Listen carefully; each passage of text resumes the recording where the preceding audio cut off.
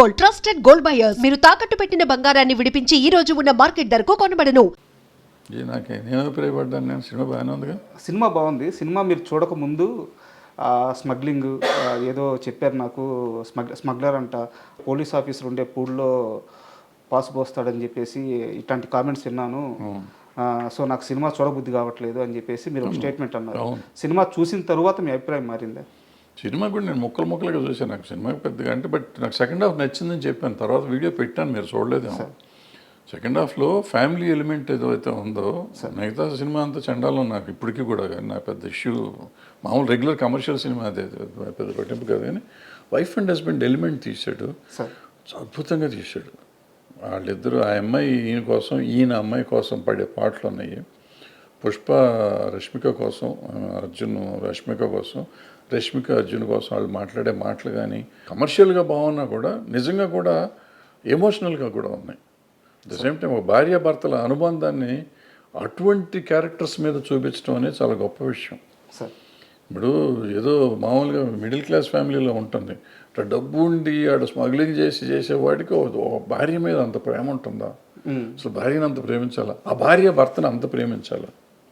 అద్భుతంగా ఉంది అది. ఆ ఎలిమెంట్ చాలా బ్రహ్మాండంగా ఉంటుంది ఆ సినిమాలో. సార్ నాది ఇంకో క్వశ్చన్ ఏంటంటే, అంటే ఒక 12-13 ఏళ్ళ నుంచి మీరు నాకు తెలుసు సార్. అంటే నేను మిమ్మల్ని దగ్గరగా చూస్తున్నాను, మీరు ఎక్కడున్నా మీ గురించి నాకు తెలుసదు కాబట్టి నేను మిమ్మల్ని ఫాలో అవుతున్నట్టే. తమ్మారెడ్డి గారికి ప్రతి విషయంలో ఒక అభిప్రాయం చాలా నిక్కచ్చిగా ఉంటుంది, ఆయన ఒక మాట మీద ఉంటారు. బట్ నాకు ఎప్పుడూ కూడా చాలా పెద్ద కన్ఫ్యూజన్ ఏంటంటే మీ విషయంలో, చిరంజీవి గారి విషయం సార్.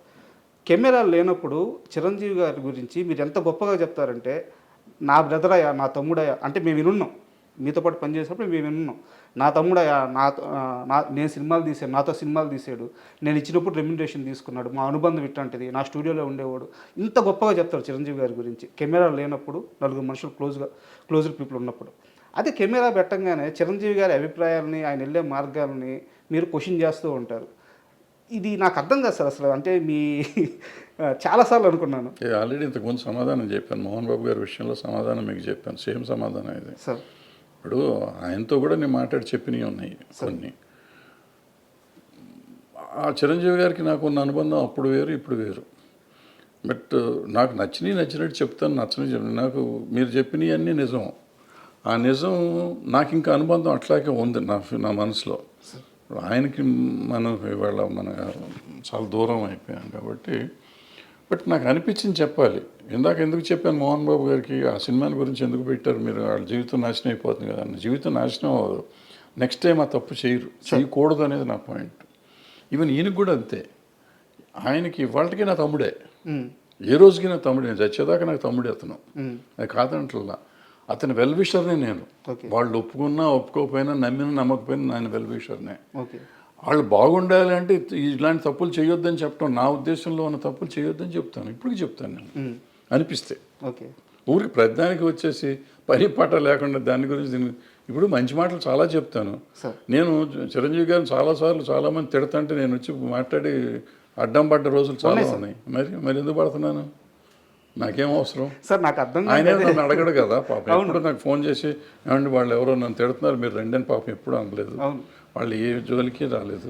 బట్ ఎవరో అంటే తప్పు కదా. ఒక మనిషిని ఎందుకు ఇష్టాలతో సంబంధం లేదు. ముందు ఒక మనిషిని మనం కాపాడతాం కాదు, అనవసరంగా అతన్ని స్కేప్ గోట్ని చేయకూడదు. ఆయన చిరంజీవి గారు అవ్వచ్చు, ఇంకోళ్ళు అవ్వచ్చు, ఎవరినైనా కానీ మనం అనవసరంగా దాన్ని చేయకూడదు. ఎవరిలో అడ్వాంటేజ్ నోరు ఉంది కదా అని ఎవడు పడితే ఆడు ఏది పడితే అది మాట్లాడితే మనం క్షమించకూడదు, వదిలిపెట్టకూడదు. అంటే at least I should raise my voice. ఆయన కోసం నేను మంచి కోసం చెప్తాను. ఏదైనా తప్పు అని నేను చెప్పేది చాలామంది నెగిటివ్గా తీసుకుంటారు. నెగిటివ్ కాదు, నా ఉద్దేశంలో పాజిటివ్. అతనుకున్న చరిష్మాకి ఆయనకున్న దానికి కొన్ని ఆయన చేయకుండా ఉంటే బాగుంటుందని నాకు అనిపిస్తుంది. బట్ ఆయన పరిధిలో ఆయనకుంటే ఆయనకుంటేది మనం అవసరం అనుకో ఎక్కువ. బట్ ఆగలేను. అది కూడా ఎవరిని అడిగితే చెప్తాను, కావాలని పెట్టి వీడియో పెట్టి చెప్పడం అనేది నేను చేయను. అంటే ఎందుకన్నానంటే సార్, ఇప్పుడు ఇండస్ట్రీ అని కాదు సార్, 2 తెలుగు రాష్ట్రాల్లో కానీ మన ఇండియా వైడ్ కానీ మేము చిరంజీవి తమ్ముళ్ళమి, చిరంజీవి మా అన్నయ్య, మెగాస్టార్ మా అన్నయ్య అని చెప్పుకునే వాళ్ళు కొన్ని కోట్ల మంది ఉన్నారు. బట్ చిరంజీవి నా తమ్ముడు అని చెప్పే ఒకే ఒక్క పర్సన్ తమ్మారెడ్డి భరద్వాజ. అది మీరు ఎప్పుడు చెప్తూ వస్తున్నారు. బట్ ఏంటంటే కొన్ని సందర్భాల్లో మీరు చేసే కామెంట్స్ ఆయన మంచి కోసమే కానీ వెల్ విషర్గా కానీ చేసే కామెంట్స్ అవి రాంగ్గా పోర్ట్రేట్ అయ్యి వెళ్ళిపోయినప్పుడు కొంతమందికి రాంగ్గా అర్థమవుతుంది. అన్నీ తెలిసిన మనిషిగా నాకు ఈ వైరుధ్యం అర్థం కాలేదు, అందుకని అడిగాను. పడ్డోడు ఎప్పుడో చెడ్డోడు కాదు మనకేంటి కానీ ఇండస్ట్రీలో ఆ నలుగురు ఎవరు అసలు ఉన్నారా లేరా? అన్నీ అయిపోయినాయి, వాళ్ళే ఒప్పుకున్నారు కదా. మళ్ళీ ఇప్పుడు కొత్తగా నేను ఎందుకు మాట్లాడతాం, వాళ్ళే వచ్చి ఈ మధ్య చెప్పారు మేమే నలుగురిలో ఉన్నాం కానీ మేము లేవు దాంట్లో అని చెప్పుకున్నారు. అంటే సమస్య ఏంటంటే చెప్పిన వాళ్ళందరూ మేము లేవంటున్నారు.